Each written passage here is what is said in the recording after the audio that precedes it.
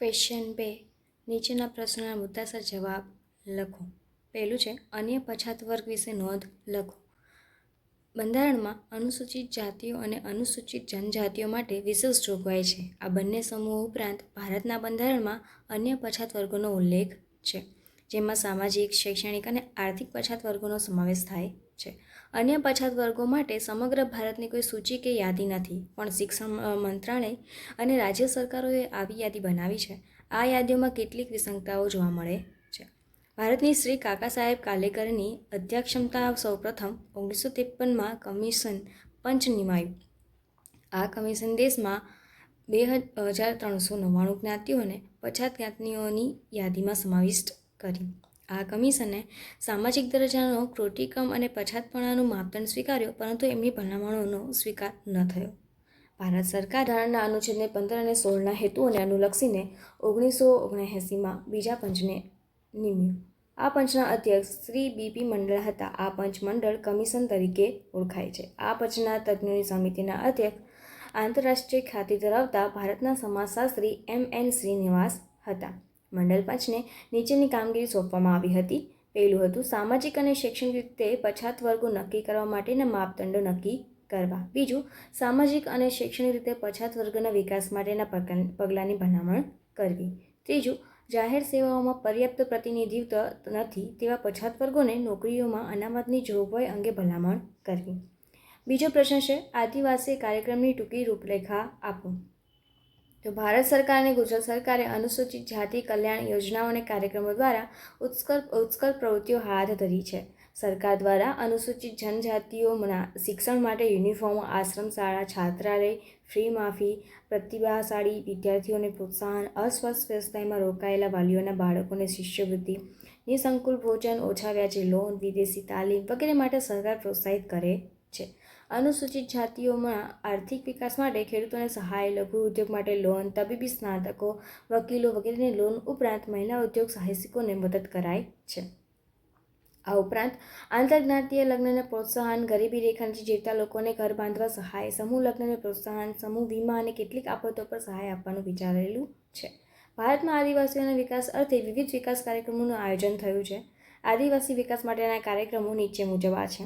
પહેલું, અનુસૂચિત જનજાતિને ધ્યાનમાં લઈને ઘડાયેલા કાર્યક્રમો 1951માં. બીજું, પંડિત જવાહરલાલ નહેરુએ આપેલ પંચશીલનો સિદ્ધાંત 1956માં. ત્રીજું, અનુસૂચિત જનજાતિના વિકાસ માટે આદિવાસી બ્લોકની રચના 1961માં. ચોથું, ગુજરાત આદિવાસી વિકાસ નિગમની રચના 1972માં. પાંચમું, સંકલિત આદિજાતિ વિકાસ પ્રોજેક્ટ 1974. છઠ્ઠું જોઈએ ગુજરાત રાજ્ય વન વિકાસ નિગમ તો 1976. સાતમું, અનુસૂચિત જનજાતિના કુટુંબોને ગરીબ રેખાથી ઉપર લાવવા ગરીબી નિવારણ કાર્યક્રમો તો 1982.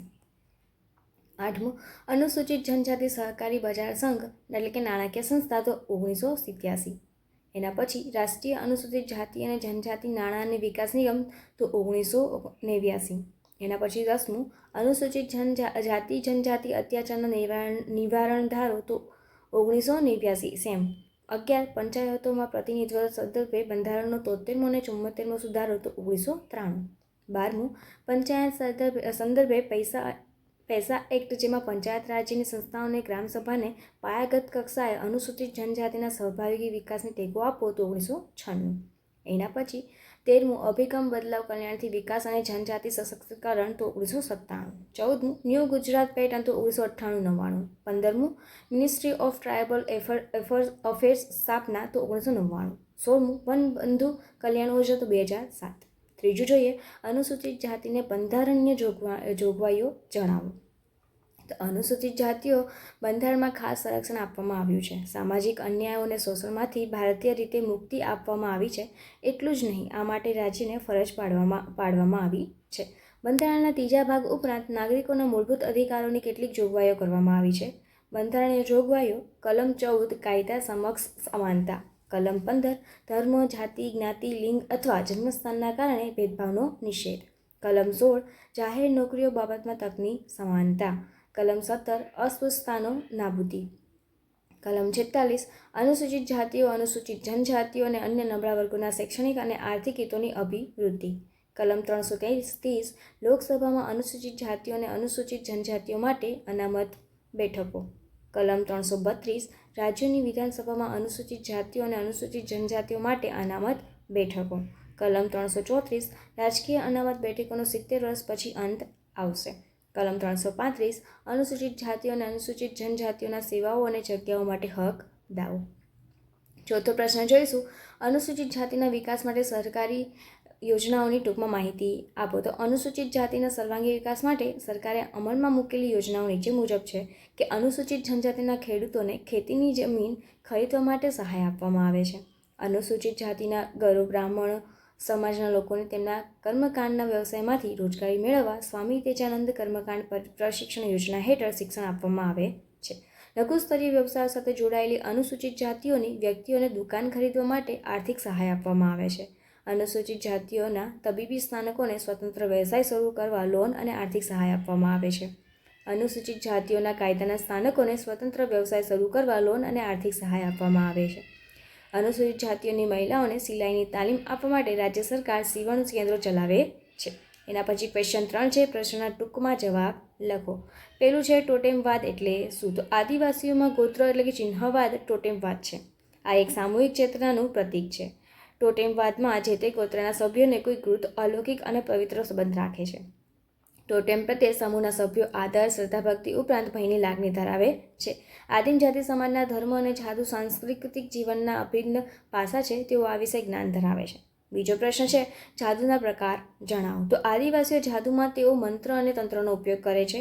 સફેદ જાદુ જે રક્ષણાત્મક અને કલ્યાણકારી છે. કાળો જાદુ તાંત્રિક વિદ્યા અને ભૂતપ્રેત સાથે સંકળાયેલ છે. આદિવાસીઓ માને છે કે જાદુ દ્વારા અલૌકિક શક્તિ ઉપર આધિપત્ય જમાવી શકાય છે. ક્વેશ્ચન 3 છે, વેરિયન એલિવન ભારતીય આદિમ જાતિની કળામાં કયા બે વાતને દર્શાવે છે?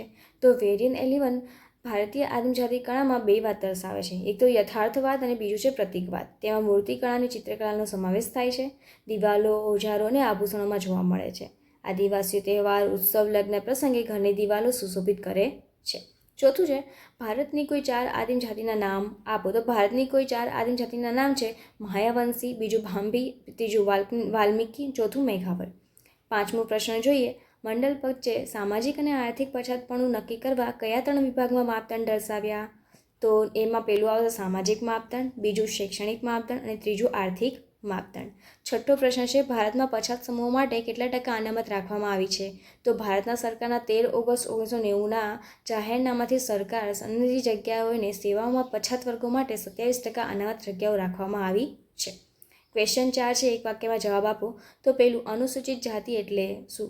અનુસૂચિત જાતિ એ કોઈ એક જાતિ કે જ્ઞાતિ માટે પ્રયોજિત નામ નથી, પરંતુ કેટલીક જ્ઞાતિઓને તેમના સામાજિક, આર્થિક અને શૈક્ષણિક પછાતપણાને કારણે એક જૂથમાં એકઠી કરીને જે વર્ગ હેઠળ મૂકી તે વર્ગને અપાયેલું સમૂહવાચી નામ છે. બીજું છે, અનુસૂચિત જનજાતિની વ્યાખ્યા આપો. તો બંધારણની કલમ 342 રાષ્ટ્રપતિ દ્વારા બહાર પાડેલ સૂચિમાં જેનો સમાવેશ થયો છે તે જાતિઓને અનુસૂચિત જનજાતિઓ કહે છે. બીજું, અનુસૂચિત જનજાતિની વ્યાખ્યા આપો. તો બંધારણની કલમ 342 રાષ્ટ્રપતિ દ્વારા બહાર પાડેલ સૂચિમાં જેનો સમાવેશ થયો છે તે જાતિઓને અનુસૂચિત જનજાતિઓ કહે છે. ત્રીજું છે, પછાતપણાનો અર્થ આપો. તો પછાતપણામાં સામાજિક, શૈક્ષણિક અને આર્થિક રીતે પછાત વર્ગોનો સમાવેશ થાય છે.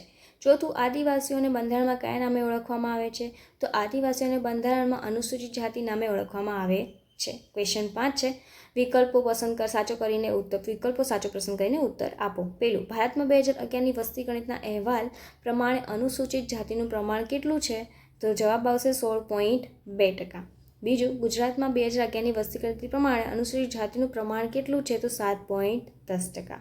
એના પછી અનુસૂચિત જાતિનું સૌથી વધુ પ્રમાણ કયા રાજ્યમાં છે? તો પંજાબ. ચોથું, આદિવાસીઓની સંખ્યાની દ્રષ્ટિએ ભારત વિશ્વમાં કયા ક્રમે આવે છે? તો દ્વિતીય. એના પછી પાંચમું છે, ભારતની આદિમ જાતિની વસ્તીનું વર્ગીકરણ કોણે આપ્યું છે? તો બ્રિજરાજા ચૌહાણ. છઠ્ઠું, ટોટેમવાદ શેમાં જોવા મળે છે? તો અનુસૂચિત જનજાતિમાં. એની પછી સાતમું, મંડલ મિશનમાં ભારતના કયા સમાજશાસ્ત્રીય કામગીરી સોંપવામાં આવી હતી? તો MN શ્રીનિવાસ. આઠમું, ગુજરાતમાં અન્ય પછાત વર્ગ માટે 1979માં કયું કમિશન નિમાયું? તો આવશે બક્ષી કમિશન. ઓકે, અને આજ સાથે આપણું સ્વાધ્યાય અહીંયા પૂરું થાય છે.